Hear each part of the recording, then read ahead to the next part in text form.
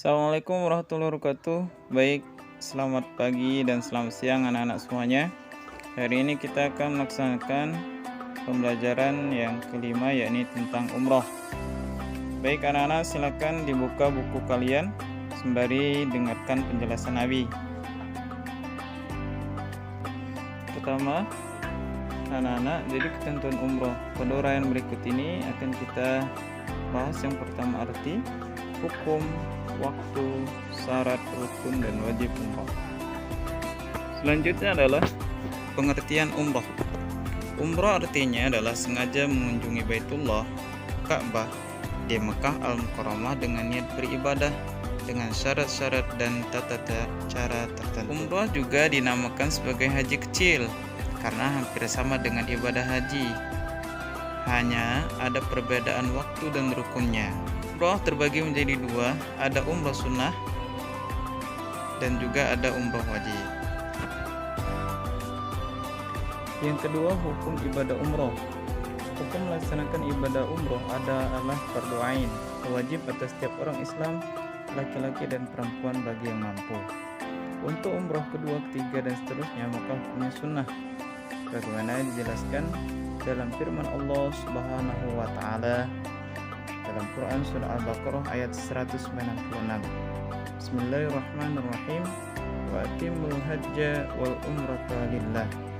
Yang artinya, dan sempurnakanlah ibadah haji dan umrah karena Allah Subhanahu wa taala. Selanjutnya, dasar hukum yang kedua adalah yang dijelaskan oleh sabda Nabi Muhammad SAW. An Aisyah qalat, qultu ya Rasulullah, hal 'alan nisa'i min jihad? Qala na'am, alaihinna jihadul la qitalan fihil hajj wal umrah. Rawahu Ibnu Huzaimah. Artinya, Aisyah radhiyallahu anha berkata, saya bertanya kepada Rasulullah SAW, wahai Rasulullah, adakah wajib atas perempuan berjihad? Nabi menjawab, ya, tetapi jihad mereka bukan berperang, melainkan mengerjakan haji dan umroh. Hadis riwayat Ibnu Huzaimah. Selanjutnya yang ketiga adalah waktu mengerjakan ibadah umroh. Adapun waktu mengerjakan ibadah umroh adalah yang pertama, umroh dapat dikerjakan sepanjang tahun kapan saja asal ada kesempatan, kemampuan, dan biaya. Yang kedua, umroh dapat dikerjakan bersama-sama dengan pelaksanaan ibadah haji.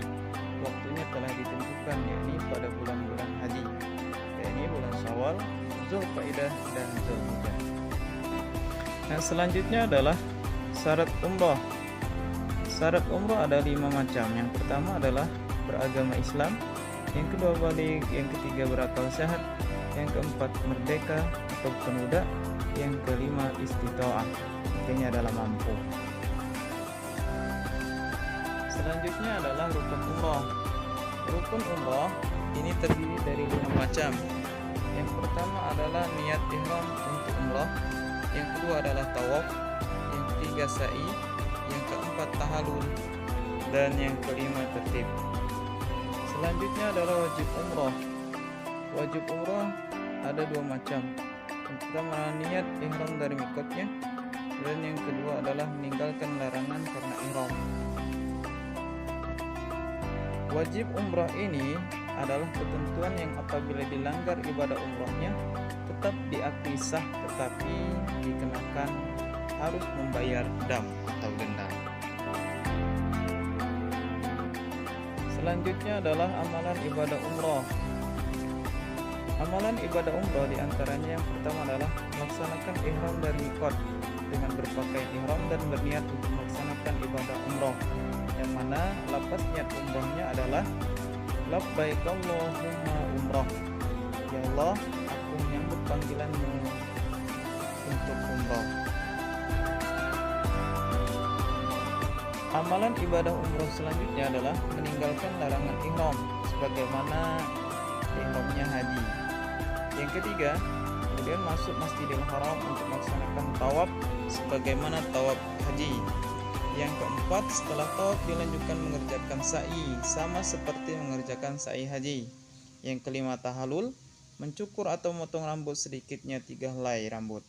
Yang keenam, tertib, artinya dilakukan dengan berurutan dan memenuhi rukun umrah. Yang ketujuh, mengerjakan sunnah umrah, yakni mendatangi makam Nabi Muhammad SAW di kota Madinah. Selanjutnya, perbedaan haji dan umrah. Haji dilaksanakan pada bulan waktu tertentu, sedangkan umrah tidak ditentukan waktunya, boleh dilaksanakan sewaktu-waktu dan kapan saja. Yang kedua, dalam ibadah haji ada rukun wukuf di padang Arafah, sedangkan dalam umrah tidak ada wukuf di padang Arafah. Yang ketiga, dalam haji ada 2 kali tahalul, yaitu tahalul pertama saghir dan tahalul kedua akbar, sedangkan umrah hanya 1 kali. Selanjutnya, urutan pelaksanaan umrah. Melihat amalan-amalan dalam ibadah umrah yang tidak memerlukan waktu panjang, maka pelaksanaan umrah dapat saja diselesaikan dalam waktu sehari. Adapun urutan melaksanakan tata cara ibadah umrah, yang pertama adalah berpakaian ihram. Berpakaian ihram ini sama dengan pakaian ihram haji. Sebelum mengenakan ihram, terlebih dahulu bersuci dan berwudu. Setelah itu salat ihram 2 rakaat. Yang kedua, niat umrah dari mikotnya. Bagi orang Indonesia yang hendak melaksanakan ihram untuk umrah, mikotnya adalah di Yalamlam atau di Jeddah.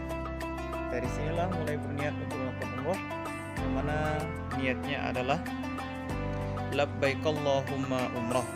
Ya Allah, aku sambut panggilanmu untuk berumrah. Selama dalam ihram disunahkan baca doa, salawat dan talbiyah. Yang ketiga, meninggalkan larangan ihram. Sejak melakukan ihram sudah dikenakan larangan ihram seperti memakai pakaian berjahit, memakai wangi-wangian, memotong kuku dan lain sebagainya. Yang keempat, masuk Mekah. Yang kelima, masuk Masjidil Haram, keenam melihat Ka'bah dan berdoa, 7 melintasi makam Ibrahim, yang kedelapan melakukan tawaf. Cara pelaksanaan umrah yang pertama adalah memulai tawaf dari garis lurus berwarna coklat di muka Hajar Aswad. Yang kedua, tawaf dilakukan sebanyak 7 kali putaran mengelilingi Ka'bah dan membaca doa. Subhanallah walhamdulillah wala ilaha illallah wallahu akbar wala haula wala quwata illa billahil aliyyil azim. Setelah tawaf, berdoa di Multazam. Multazam adalah suatu tempat mustajab di antara Hajar Aswad dan pintu Ka'bah. Yang selanjutnya melakukan sholat sunnah di makam Ibrahim sebanyak 2 rakaat dan di Hijr Ismail 2 rakaat. Kemudian minum air zam-zam, lalu mengucapkan doa, Allahumma inni as'aluka ilman nafi'an wa rizqan wasi'an wa shifaan min kulli da'in wa saqamin bi rahmatika ya arhamar rahimin. Selanjutnya sa'i, yakni melaksanakan lari-lari kecil dari Bukit Sofa ke Bukit Marwah, di mana sa'i ini adalah peristiwa mengingatkan saat Siti Hajar mencari air saat Nabi Ismail merasa kehausan. Dia berlari dari Bukit Sofa ke Bukit Marwah sebanyak 7 kali. Kemudian selanjutnya adalah melakukan tahalul, yaitu bercukur atau memotong rambut sebagai mana cara mengakhiri atau keluar dari ihram. Mengenai larangan selama melaksanakan umrah, itu hampir sama dengan larangan pada saat pelaksanaan ibadah haji, yakni ada larangan untuk laki-laki, ada juga larangan untuk perempuan, dan ada juga larangan untuk keduanya. Dan jika melanggar larangan-larangan tersebut, maka dikenakan dam. Selanjutnya, manfaat ibadah umrah. Selain melakukan ziarah ke tempat-tempat bersejarah di tanah haram, dikatakan bahwa antara umrah yang satu dengan umrah berikutnya adalah menghapus dosa-dosanya dan menghilangkan kekafiran. Kedua, mereka yang datang untuk melaksanakan umrah adalah para tamu Allah. Selanjutnya, sekali umrah merupakan penebusan akan dosa yang dilakukan sampai umrah berikutnya. Siapapun yang meninggal umrah, termasuk melaksanakan umrah lalu meninggal, maka akan masuk surga. Selanjutnya selanjutnya Allah akan meninggikan derajatnya. Baik, demikian untuk penjelasan pada hari ini, mudah-mudahan dapat dipahami. Silakan untuk mengerjakan tugas halaman 101 sampai dengan 103 latihan A dan B. Baik, Assalamualaikum warahmatullahi wabarakatuh.